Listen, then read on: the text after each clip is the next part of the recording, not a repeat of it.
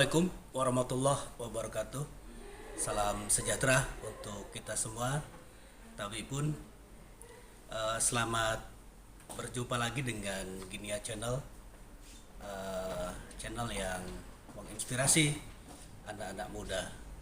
Ginia Channel mengundang 3 orang tokoh pendidikan yang akan membahas tentang radikalisme di kalangan mahasiswa. Baik, sudah memberikan testimoni. Yang pertama, Ken Setiawan. Beliau adalah pendiri NII Crisis Center. Yang kedua adalah Muhammad Husaini, MPDI. Beliau adalah Wakil Ketua DPRD Kota Metro. Dan yang ketiga adalah Ibu Siti Aisyah, Wakil Ketua 2 STIE IBMT Surabaya. Apa kata mereka tentang radikalisme di kalangan mahasiswa dan bagaimana saran-saran mereka untuk memberantas radikalisme? Marilah kita simak Ginia Channel. Terima kasih.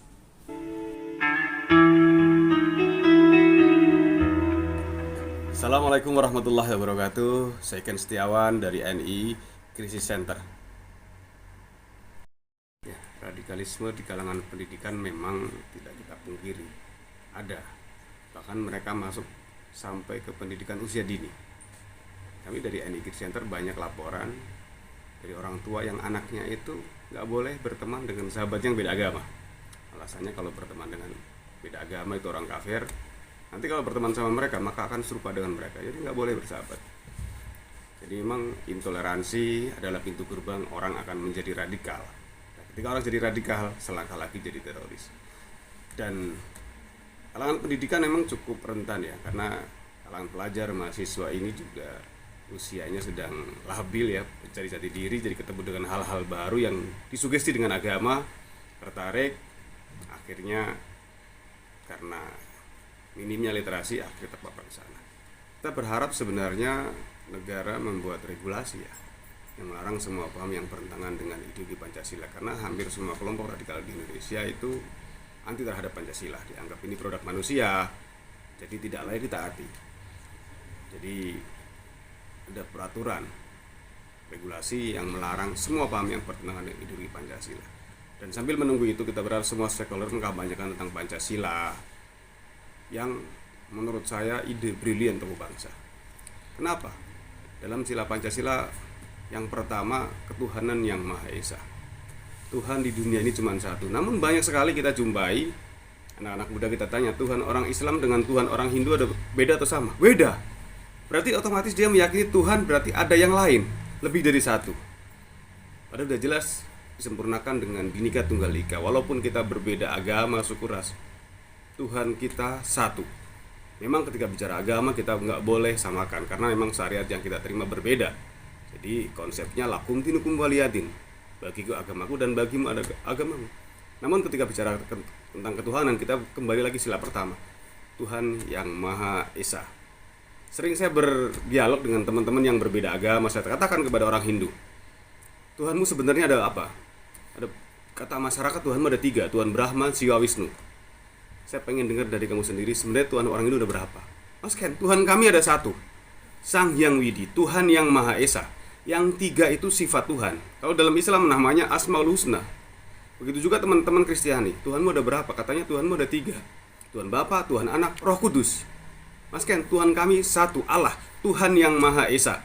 Yang 3 itu pribadi tentang Tuhan, sama seperti dalam Islam, Asmaul Husna. Jadi sebenarnya para founding father kita sudah sepakat dengan Pancasila ini karena memang ini menjadi alat pemersatu bahwa ternyata Tuhan kita sama, Tuhan kita satu, hanya kita berbeda menyebut nama Tuhan dan berbeda cara ibadah. Nah ini yang harus kita persepsikan, bahwa ketika berbicara tentang agama, kitab suci, kita orang Islam juga mengimani, meyakini para nabi dan rasul beserta kitab suci yang diturunkan sebelum Nabi Muhammad itu juga bicara tentang konsep Tuhan yang satu, tauhid yang sama. Jadi sebenarnya kalau kita bicara tentang perbedaan, ya ini anugerah untuk kita saling mengenal, untuk saling melengkapi. sehingga kita bisa berdamai dengan diri sendiri, bisa berdamai dengan lingkungan. Otomatis kalau kita sudah mengaplikasikan sila pertama, kita akan mendapatkan sila kedua, kemanusiaan. Jadi kemanusiaan, ketika kita sudah memanusiakan manusia, maka otomatis sila ketiga, bersatu, persatuan ini. Ketika ada masalah, sila keempat, musyawarah mufakat. Dan ini ketika sudah terjalin, maka otomatis sila kelima, keadilan sosial bagi seluruh rakyat Indonesia akan tercapai. Gak mungkin kita akan melewati tahap pertama, karena tahap pertama ini adalah intoleran. Kalau tidak diaplikasikan, Tuhan kita berbeda, yang benar saya, yang lain salah.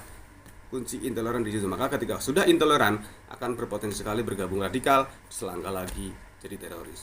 Jadi boleh kita berbeda, yang penting kita saling menghormati. Jangan sampai kita menyalahkan, apalagi mengkafirkan.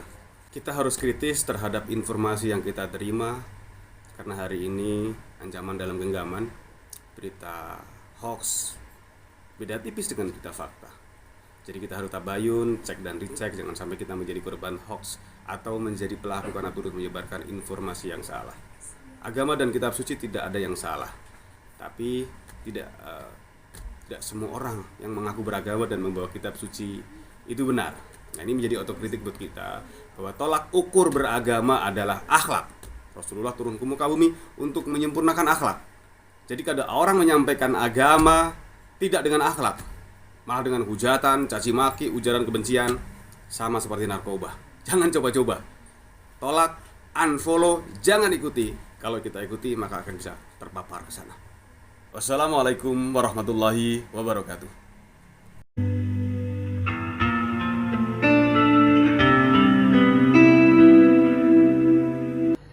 Bismillahirrahmanirrahim. Assalamualaikum warahmatullahi wabarakatuh. Saya Ahmad Husaini, Wakil Ketua DPRD Kota Metro. Tentu di suasana pandemik, ya tetap kita yang pertama jaga kesehatan, jaga kebugaran. Ketika kita keluar rumah, ya menggunakan masker supaya kita terlindungi dari virus pandemi COVID. Kemudian berkaitan dengan mungkin maraknya paham-paham radikalisme di tengah-tengah masyarakat, di dunia pelajar, di kampus, ya dunia mahasiswa, tentu saya menghimbau untuk kita tetap waspada, tetap kita bisa memilih mana sahabat, kawan yang bisa mengajak kita kepada kebaikan, dan kita tetap bagaimana kita juga menjaga kedaulatan rakyat. Semoga mungkin bangsa kita, masyarakat kita tentunya menjadi dambaan kita semuanya dan menjadi salah satu ya menuju baldatun thayyibatun wa rabbun ghafur. Assalamualaikum warahmatullahi wabarakatuh.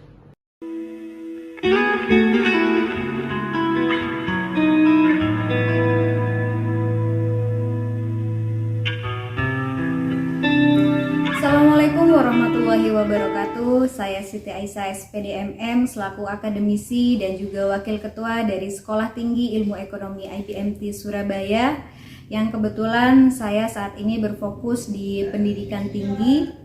Menanggapi paham radikalisme yang saat ini banyak terjadi di lingkungan pendidikan, sudah semestinya kami para akademisi membutuhkan peran dan dukungan dari masyarakat juga untuk turut serta dalam pencegahan paham radikalisme di lingkungan pendidikan. Paham radikalisme sendiri di lingkungan pendidikan ini, mengapa dia banyak terjadi? Karena memang pada usia remaja biasanya mereka ini masih membutuhkan yang namanya pendampingan. Jadi ketika mereka tidak mendapatkan pendampingan yang baik, tidak mendapatkan pendampingan yang benar, maka paham-paham radikalisme ini sangat mudah untuk mempengaruhi mereka. Lalu menurut Deputi Bidang Kerjasama Internasional dari Badan Nasional Penanggulangan Terorisme, Brigjen Pol Hamidin, ada dua hal yang biasanya digunakan oleh para oknum penyebar paham radikalisme ini. Yang pertama, biasanya mereka menggunakan kontak verbal.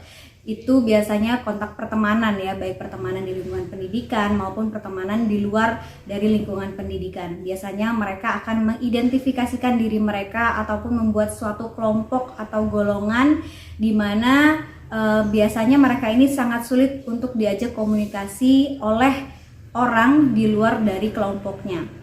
Lalu yang kedua, biasanya mereka akan menggunakan forum chatting, baik dari grup WhatsApp maupun Telegram. Mereka biasanya menyebarkan paham-paham atau membagikan ilmu dan paham yang mereka yakini sebagai paham radikalisme.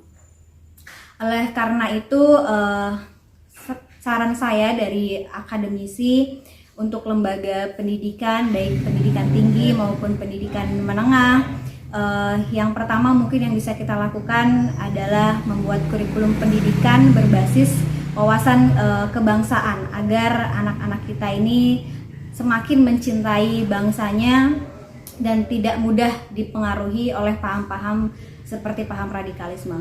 Lalu yang kedua mungkin dari pendidikan juga bisa mengadakan semacam forum diskusi tentang bela negara dan kebangsaan. Lalu lembaga juga bisa merancang khusus kurikulum di mana materinya ini khusus mengenai tentang anti radikalisme. Lalu yang terakhir mungkin dari pendidik baik perguruan tinggi maupun dari pendidikan tingkat SMA maupun tingkat menengah, itu kita sama-sama mengajak para pelajar dan juga mahasiswa untuk bersama-sama memberantas paham radikalisme di lingkungan pendidikan ini. Dan tentu ada juga peran masyarakat di sini, terutama peran orang tua dalam mengawasi dan membimbing anak-anaknya agar tidak terpapar atau tidak mudah terpengaruhi oleh paham-paham radikalisme. Baik, mungkin itu saja yang bisa saya sampaikan. Saya akhiri, assalamualaikum warahmatullahi wabarakatuh.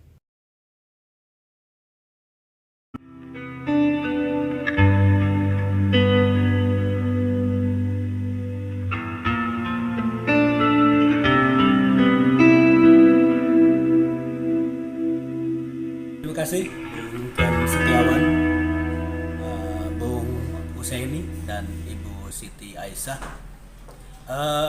Saya simpulkan bahwa